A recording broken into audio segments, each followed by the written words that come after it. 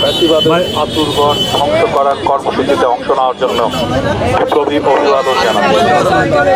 আমাদের কর্মসূচি ছিল আওয়ামী লীগকে একটি বার্তা দেওয়া, যেন আওয়ামী লীগ বাংলাদেশে অরাজকতা না করে।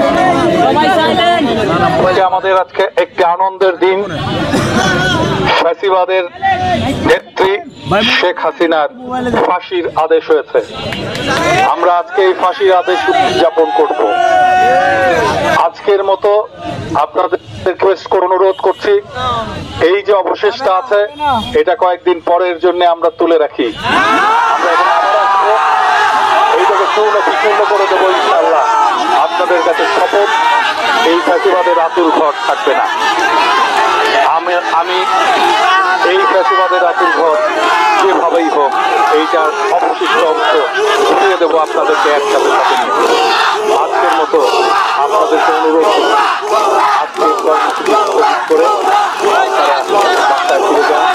আপনাদের সাথে আবার দেখা হবে, আবার লড়াইয়ের মাঠে দেখা হবে, রাজপথে দেখা হবে, ৩২ নম্বরের সামনে দেখা হবে, ৩২ নম্বর ভাঙার উৎসবে দেখা হবে।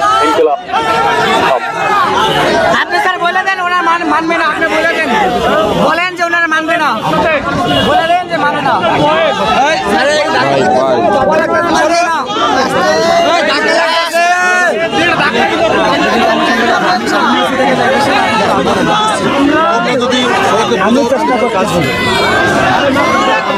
স্যার আপনাকে হাতে পায়ে ধরি, স্যার আমাকে ভাঙতে দেন স্যার।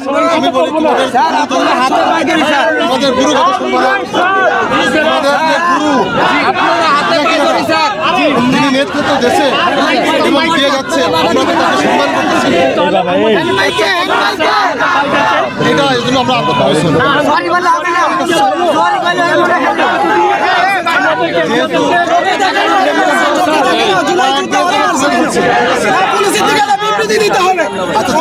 জুলাই যুদ্ধ আমরা বের হবে, আমরা ঢুকে মিডিয়া আছে তো ভিতরে মিডিয়া আছে, মিডিয়া